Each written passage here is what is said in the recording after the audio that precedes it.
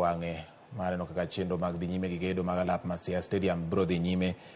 Duoko biro yudore kopono yudore to biro mana ketnigo ayanga Ramogi TV ka. Bang' loyo tim mar Angola gonde 10-2 e tuke mag manyo tiko mar pinje duto e kind jotugo ma higni piny 20, tim mar Rising Starlets biro rakore kod tim mar Cameroon e round mar adek.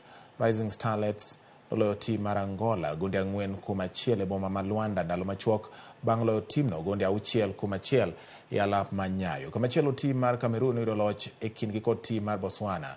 Tugono ibiro bagi e tielo ariyo ka tielo mokwongo biro bedo e piny mar Cameroon tarik 10 mar dwe manyien to tielo mar ariyo biro bedo e pacho ka tok ndalo 6.